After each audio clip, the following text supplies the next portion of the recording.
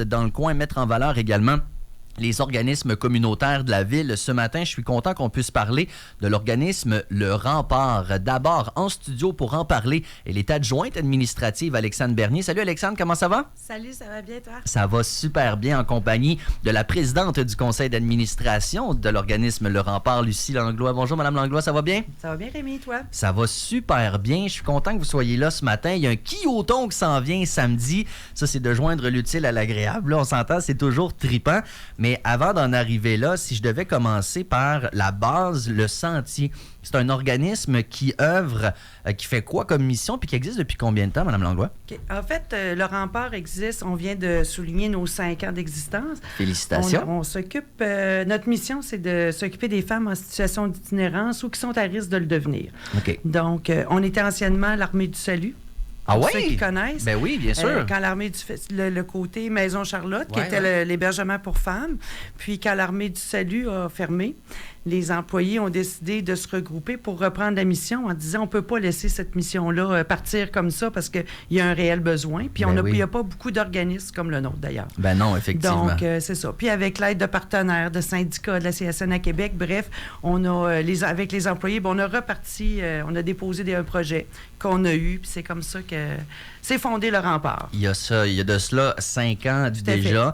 Évidemment, de la fin de l'Armée du Salut, le besoin est resté. Ça fait 5 ans. Le besoin n'a pas dû diminuer en 5 ans, malheureusement. Hein? C'est ce que j'allais dire. Le besoin a grandi, vraiment. Là, Ça ressemble à quoi, vos installations, là, en ce moment? Vous pouvez accueillir combien de gens, puis etc.? Présentement, on est à la maison Mère Mallet, qui est ici un petit peu plus haut, où il y a d'autres organismes communautaires, finalement. Nous, on peut héberger jusqu'à 25 femmes qui sont hébergées chez nous, sont logées, sont nourries, moyennant... c'est sûr que c'est pas gratuit, là, mais il y a des arrangements. Bref, ils sont avec nous. On offre aussi tous les services psychosociaux, l'accompagnement d'intervenantes, que ce soit pour de la recherche d'appartement, d'une chambre ou peu importe, ou du travail, mettre à jour tous ces différents papiers. On a des intervenantes qui les accompagnent dans ça. Quand on parle de besoins en hébergement, il y en a plusieurs, évidemment, on s'entend. Il y a d'autres organismes aussi. Je veux saluer le Répit Basseville, je veux saluer l'Aubrivière, évidemment, il y en a d'autres. Vous, votre raison d'exister, évidemment, outre la demande, j'imagine qu'il y a un côté plus personnalisé aussi envers la femme. Oui, tout à fait, parce qu'on héberge seulement des femmes chez nous. Donc, oui, puis toutes en fait, notre personnel est entièrement féminin. OK.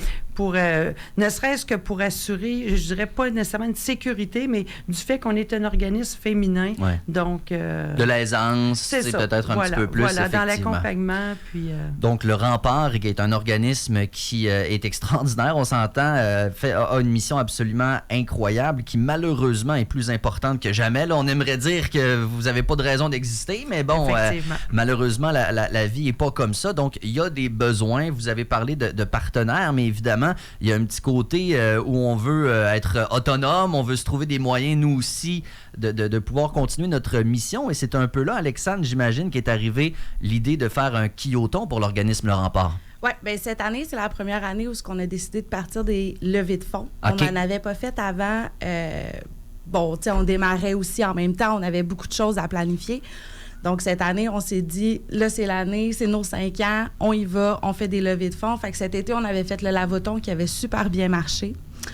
Puis là, en faisant le lavoton, on s'est dit, on peut pas s'arrêter là. Ben non, c'est ça. Fait qu'on a décidé de faire un quilloton qui, comme tu dis, est samedi, qui s'en vient le 15 novembre à 18h. C'est au Salon de quilles à Limoilou. Donc, c'est ça, on vend des billets pour que les gens viennent jouer au quilles. En même temps, c'est le fun de jouer au quilles. Fait on joint l'utile à l'agréable. On joint l'utile à l'agréable, littéralement. Puis tous les fonds vont pour payer, entre autres, un Noël aux filles. Qu'on puisse leur offrir des cadeaux, leur faire un souper de Noël, leur faire un souper de jour de l'an. Vraiment les mettre dans un cocooning de temps des fêtes, alors qu'on sait que pour ces femmes-là, c'est un temps qui est extrêmement difficile parce que des fois, il y en a qui n'ont plus contact avec leur famille, il y en a qui ont plus de soutien, ils n'ont plus de filet de social, ils n'ont plus de filet de sécurité non plus. Noël, c'est pas juste magique, là. Tu sais, on oublie ça des fois, là, parce que, bon, on va dans des magasins puis tout, là, sauf que, rappelons que Noël, c'est loin d'être jojo pour tout le monde. C'est pas toujours des bons souvenirs, c'est pas toujours de la belle nostalgie, c'est des fois, ça te remet ta réalité d'en face, pas à peu près. Donc, avec l'aide du Kiyoton, on va pouvoir offrir un Noël, voir ici les guillemets, là, presque normal, là, on s'entend, là, de quelque chose de réconfortant, quelque chose d'humain. Donc, ça se passe ce samedi 15 novembre au Salon de quilles de Limoilou. S'il y a des gens qui veulent participer, comment est-ce que ça fonctionne pour s'inscrire à ce Kiyoton-là? OK. Il y a 2 options. On a sur notre plateforme Zeffy la vente de billets en ligne. Donc, ils peuvent aller sur la plateforme, acheter leurs billets, être inscrits puis se rendre directement sur place. Sinon, ben, si c'est à la dernière minute ou vous ne pouvez pas le faire sur le site Zeffy, ben, venez au Salon de quilles puis comme on va le prendre là, le paiement. C'est pas grave non plus. Là. C'est sûr que c'est plus facile sur Zeffy parce que pour la gestion et tout, mais si c'est pas possible, sur place, il n'y a pas de problème. On va être là aussi pour les accueillir. Là. On se rend quoi? C'est sur la page Facebook, le meilleur moyen? Sur la page Facebook, oui, on le publie très régulièrement, puis on a fait un événement, donc toutes les informations sont dessus. Effectivement. On invite les gens à y aller en grand nombre. Il y a même moitié-moitié, prix de présence. Vous avez une couple de partenaires, peut-être, avec qui vous ont aidé dans l'organisation, ou c'est vraiment autonome, cette affaire-là? Dans l'organisation, c'est très autonome. Okay. Par contre, on a eu des partenaires qui ont été très, très, très généreux.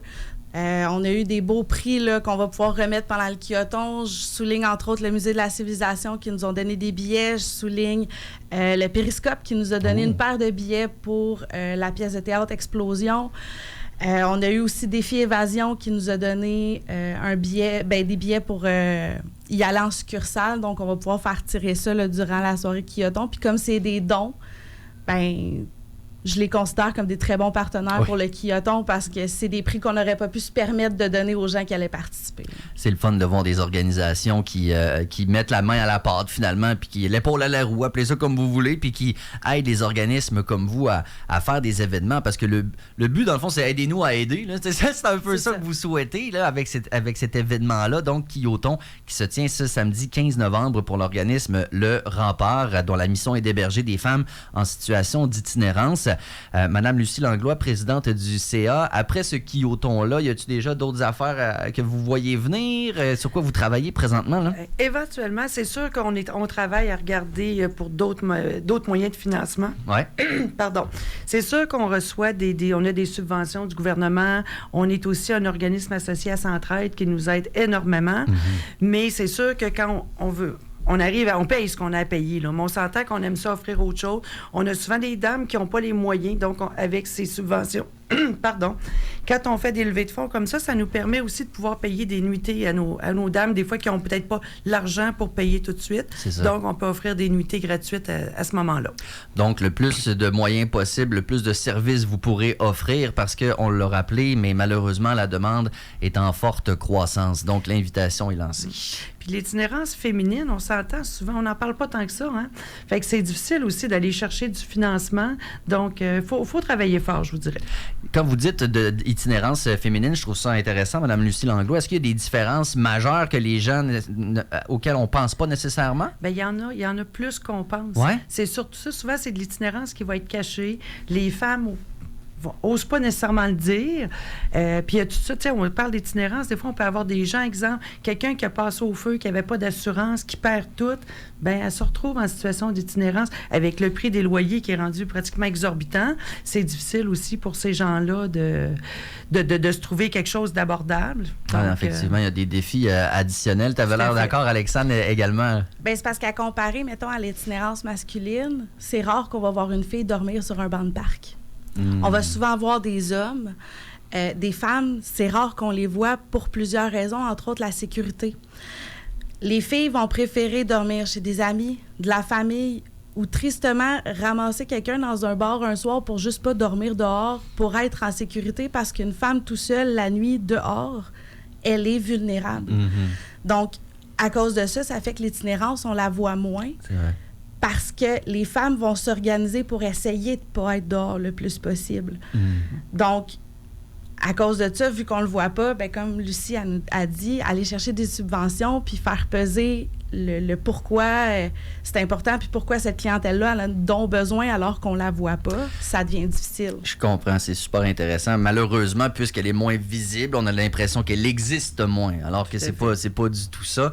Super intéressant comme discussion et ça nous prouve encore une fois à quel point toutes les raisons sont bonnes pour participer au Kiloton de ce samedi pour l'organisme Le Rempart. Alexandre Bernier est adjointe administrative, Lucie Langlois est présidente du conseil d'administration. Ça a été tellement plaisant. Bravo pour ce que vous faites à toute votre équipe, votre organisme. C'est absolument génial. On va vous souhaiter beaucoup de plaisir puis beaucoup de monde pour samedi. Merci. Merci beaucoup. Merci de l'invitation. Ça fait plaisir. 7h57 maintenant sur les ondes de CKIA 88.3.